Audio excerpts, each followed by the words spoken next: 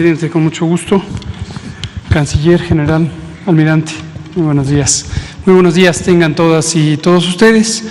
Como cada martes vamos a comentar sobre el progreso del plan de vacunación y desde luego el estado también que guarda la epidemia en México. Vamos a utilizar el informe técnico que presentamos por las tardes en la conferencia de prensa diaria de carácter técnico y en este caso está actualizada la información de vacunación hasta el corte de las 21 horas de ayer por la tarde, de modo que difiere de lo que presentamos a las 7 de la noche, porque contiene ya dosis adicionales de vacunas que se pusieron entre las 4 y las 9 de la noche. Vamos a poner la primera, por favor. En esta curva, que ya es bastante conocida, lo que se muestra es cómo cambia la epidemia a lo largo del tiempo con la medida de los casos estimados. Aquí identificamos las personas que han sido confirmadas con enfermedad COVID-19, más aquellas que tienen los síntomas, pero está en proceso su confirmación por laboratorio. Sin embargo, lo agregamos porque conocemos el porcentaje de positividad de las personas enfermas. Vemos claramente cómo tuvimos un evento máximo a mitad del año pasado, en julio, hasta final de julio, después descendió en agosto y septiembre y a partir de octubre empezó a aumentar. Tuvimos un momento máximo en enero, en la primera semana de enero, cuando llegamos a tener lo que hasta ahora ha sido la máxima expresión de la epidemia. Y afortunadamente a partir de ahí y por ya 6 semanas consecutivas ha descendido la epidemia. Llevamos 6 semanas a la baja y hoy tenemos, y esto se ve claramente en la gráfica, una intensidad epidémica menor a la que tuvimos cuando se logró la máxima reducción anterior el 30 de septiembre y continuamos a la baja. Desde luego, cada vez que hablamos de esta reducción sostenida de 6 semanas, hacemos la advertencia de que mientras exista la epidemia en cualquier otra parte del mundo, existe la posibilidad de que resurja en el país. Esto es lo que ha pasado en varios países, en este momento particularmente en la región de Europa y también en América Latina. No existe ninguna garantía de que en un país se va a extinguir la epidemia mientras siga la epidemia en cualquier otra parte del mundo. ¿Por qué lo decimos? Porque es muy importante que todo el pueblo, todo el público, toda la población conozca que no podemos reducir las medidas de precaución, las medidas de prevención, el lavado de manos, la sana distancia, el uso de cubrebocas, el abstenerse de tener encuentros con otras personas, sobre todo si son encuentros masivos, porque existe el riesgo de esta reemergencia. Esto es lo que en algunos países lo identificamos como una potencial tercera ola. Otros países están incluso ya en la 4ª ola epidémica. Le llamamos olas, como ya todo el mundo conoce o la mayoría identifica, precisamente por esta forma de oleaje o de montañas que tienen las curvas epidémicas. La siguiente, por favor. La hospitalización, la ocupación hospitalaria también es un indicador muy importante sobre el impacto que está teniendo la epidemia en los países. Y vemos también que es muy alentador el hecho de que de manera muy consistente estas 6 semanas de reducción de nuevos casos también son 6 semanas de reducción de hospitalizaciones. Hemos tenido la más grande reconversión hospitalaria de América Latina, esto está bien documentado, que en su momento fue uno de los 2 pilares del manejo de la epidemia para lograr garantizar que ninguna persona que demandara atención médica por enfermedad respiratoria aguda grave pudiera quedar fuera. En todo momento hubo cupo. Desde luego en enero, como lo informamos cada día, tuvimos una situación preocupante cuando se llegó a una ocupación hospitalaria superior al 90% en algunas zonas del país, en particular en el Valle de México. Pero logramos aumentar todavía más la capacidad hospitalaria, la hemos aumentado casi 6 veces, considerando particularmente las camas con ventilador, pero también las camas de ocupación general. Y vemos esta reducción que es muy consistente con el resto de los indicadores, casos estimados, la propia mortalidad que va en reducción también en proporciones semejantes o el porcentaje de positividad. Y llegamos ya también a una ocupación hospitalaria que es menor al punto de máxima reducción que tuvimos al final de septiembre. En este momento, menos de la quinta parte de las camas designadas para el COVID están ocupadas por pacientes con COVID. Queda claro que no están ociosas las camas, se están utilizando para otros padecimientos, pero con el plan de continuidad de operaciones que publicamos en agosto del año pasado, se tiene la capacidad de reutilizarlas para pacientes con COVID. La siguiente. Si las identificamos como camas generales y camas con ventilador, las generales están en 18% de ocupación, menos de una quinta parte están usadas para personas con COVID. Y la siguiente, vemos las camas con ventilador. Y recordamos que cuando hablamos de camas con ventilador es solamente para pronta identificación, pero no se refiere solamente al mueble físico donde se alojan las personas enfermas. El reto fue complejo y en su momento lo solventamos con éxito, reclutando, entrenando y estableciendo esquemas de supervisión piramidales para tener casi 50,000 trabajadoras y trabajadores de la salud que ampliaran esta capacidad.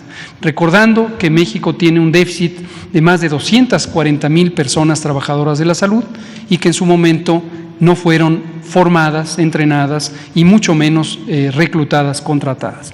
Pero en este momento 50,000 fue prácticamente lo que se logró y desde luego esto nos brinda capacidades que serán permanentes para el Sistema Nacional de Salud.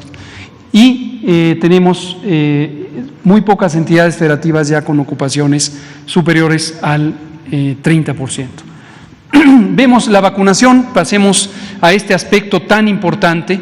A partir de la llegada de las vacunas, que en México fue el 23 de diciembre del año pasado, cuando fuimos el primer país de América Latina en empezar la vacunación y uno de los primeros 10 países del mundo en iniciar la vacunación, a partir de la llegada de las vacunas cambia sustancialmente la capacidad de manejo de la epidemia en todos los países que hemos tenido esta posibilidad. ¿Por qué razón? Porque las vacunas son un mecanismo de protección específica, a diferencia de las medidas generales de prevención en salud pública. Las vacunas protegen de manera específica. Comentábamos el viernes pasado la importancia de ir vacunando a las personas que tienen el mayor riesgo, las personas adultas mayores, porque de acuerdo con las estimaciones, las modelaciones epidemiológico-matemáticas de nuestro grupo técnico asesor, si vacunamos a las personas adultas mayores en la primera prioridad, como ha ocurrido también en otros países, cuando lleguemos a vacunar al 20% de la población, vamos a reducir 80% la mortalidad. Esto es porque las personas adultas mayores tienen la mayor susceptibilidad, la mayor peligro de tener complicaciones y defunciones por COVID. Por eso se estableció así el programa. Y también por eso señalábamos el viernes pasado por la tarde que cuando ya hemos llegado a vacunar en este momento a 7,5 millones prácticamente de personas, podemos considerar que estas son vidas salvadas, vidas salvadas. Y por eso hacíamos esta comparación con la muy desafortunada, siempre lamentable y siempre triste situación de que COVID es una enfermedad fatal y ha hecho que pierdan la vida 2 centenas de millares de personas en México. Pero al tener estas, en su momento el viernes, 6,5 millones de personas vacunadas, tenemos 32 veces más vidas protegidas, vidas que fueron rescatadas, desde luego siempre lamentando cada una de las que fueron perdidas. Pero en adelante, conforme va avanzando el plan de vacunación, son vidas que vamos salvando, vamos protegiendo. Ayer tuvimos 240,429 aplicaciones de vacuna. Estas son, como veremos enseguida, mayormente en las personas adultas mayores. La siguiente. 7,150,091 aplicaciones acumuladas desde el 23 de diciembre y estas son las que mencionábamos, estas son vidas salvadas en la medida en que estamos utilizando vacunas altamente eficaces, por supuesto seguras, y permiten ya desde la primera dosis cerca del 80-85% de la potencia de protección, de la eficacia que se puede llegar. En su momento, la segunda dosis tiene como propósito principal el extender la duración de la inmunidad. Desde luego aumenta un poco más entre la primera y la segunda dosis, pero cerca de 80-85% del efecto se logra ya desde la primera dosis.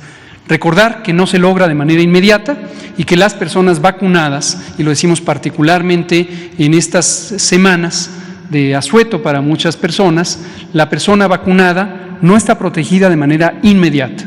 Vemos con preocupación algunas personas que salen del puesto de vacunación y ya se olvidan, se quitan el cubrebocas, se empiezan a abrazar. No lo hagan, por favor. Hay que esperar en promedio 3 semanas, algunas situaciones hasta 4 semanas, un mes completo, para que la vacuna haga su efecto completo. Entonces, la protección existe desde la primera dosis, pero hay que esperar el mes para que surta su mejor efecto. La siguiente. Aquí se ve la distribución, como lo presentamos todos los días, y podemos ver el personal de salud que fue vacunado en su momento, también fue con quienes iniciamos, porque son las personas del personal de salud que está en mayor contacto con pacientes COVID, quienes tienen un riesgo elevado de enfermar. Esto le llamamos la primera línea de respuesta y lo extendimos en su momento a la segunda línea de respuesta para considerar también a todo aquel personal que está, por ejemplo, en las ambulancias, en los centros de urgencias médicas, en los consultorios y, aunque no está en los hospitales COVID, está expuesto al riesgo de COVID. El personal educativo es exclusivamente en Campeche por el momento, y también recordar a la población que el objetivo de vacunar al personal educativo es el uso de la vacuna para normalizar la vida pública. La educación, desde luego, es uno de los derechos fundamentales que tenemos que recuperar, que durante la pandemia ha sido temporalmente suspendida la modalidad tradicional de la educación, aunque por supuesto ha continuado en México y en otros países del mundo con las modalidades que la tecnología permite, pero que no son las ideales si consideráramos la oportunidad de el contacto directo de los educandos, las educandas con los mentores. Y al final vemos 5.409.633 personas adultas mayores ya recibieron la primera dosis. De ellas, 211.760, que es 4%, recibieron ya la segunda dosis. La siguiente. Este elemento es importante, afortunadamente se ha mantenido muy estable desde el inicio de la vacunación, son los eventos supuestamente asociados a vacunación e inmunización, ESAVIS. Esta calificación es una calificación técnica establecida por la Organización Panamericana de la Salud hace muchos años para identificar aquellas reacciones que tiene el organismo humano cuando es expuesto a vacunas. Y el porcentaje, que es 0.2% por cada 2.000 vacunas se presenta un evento, afortunadamente en más del 99% son eventos leves, dolor en el sitio de inyección, mareo, náusea, que duran poco tiempo, a veces se presenta fiebre el primero o segundo día después de la vacunación y 99% son este tipo de eventos. Los pocos eventos que han sido de consideración, que son 121 eventos, afortunadamente no han dejado secuelas, no han dejado daño permanente, ni han causado ninguna alteración fatal. La siguiente, por favor. Vemos la distribución de vacunas, lo que se ha recibido en México desde el 23 de diciembre de 2020. En total son 12.334.445 dosis de vacunas, de estas 5 clases de vacunas que estamos utilizando en México. Pfizer-BioNTech, 4.548.375, fue la primera vacuna que utilizamos y es una vacuna que nos ha hecho además desarrollar nuestra capacidad en salud pública. El reto de la ultracongelación nos permitió organizarnos para tener una expansión acelerada pero muy efectiva de la capacidad de refrigeración, en este caso de ultracongelación, una vacuna que se conserva a 70 grados centígrados bajo cero.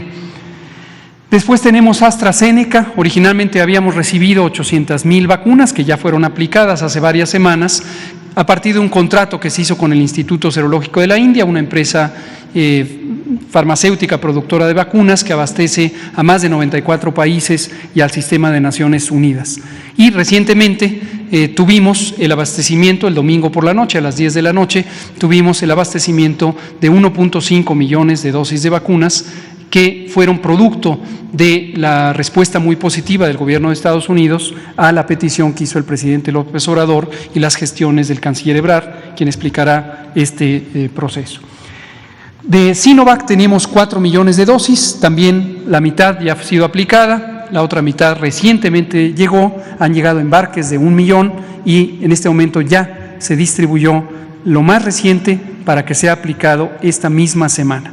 Todas estas vacunas que aparecen ahí enlistadas ya han sido distribuidas a los estados, los 3 millones de dosis más recientes para aplicación esta misma semana. 400,000 de Sputnik y estamos muy próximos a recibir posiblemente mañana 500,000 dosis nuevas, que son la primera dosis de igual número de esquemas para 500,000 personas. Y lo último es CanSino, es la vacuna que más recientemente se incorporó al esquema. Recordar que esta vacuna se produce a granel en China, llega a México y se envasa y se termina aquí para su uso. Me parece que esta es la última. Entonces, en resumen, lo que queremos recordar es la modalidad de control de la epidemia. En este momento está principalmente fundada en la vacunación. La vacunación es un elemento de protección específica. No por ello hay que quitar las medidas de protección convencionales en la salud pública que son importantes hasta que se logre una reducción permanente o sostenida o constante de la epidemia. Y aunque llevamos 6 semanas de reducción de la epidemia, no hay que bajar la guardia, hay que mantenernos en esa capacidad.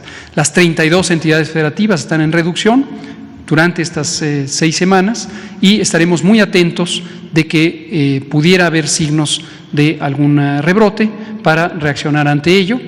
Y para prevenirlo es que se cambió la táctica, la estrategia de vacunación es la misma que fue planeada durante varios meses, durante 2020, pero la táctica, la modalidad específica de aplicación por un periodo corto de tiempo es la que ha cambiado para concentrar la protección en las 6 entidades federativas del centro del país, lo que se conoce como la megalópolis, que son donde existe el mayor riesgo por la densidad poblacional y el tamaño poblacional. En su momento, cuando culminemos la vacunación de personas adultas mayores, lo que ocurrirá durante el mes de abril, entonces ya reactivaremos otros elementos que están previstos en el plan para expandirlo. No olvidar, el programa de vacunación es universal, es gratuito y va a haber vacunas para todas y todos. Espere su turno, por favor. Muchas gracias, presidente.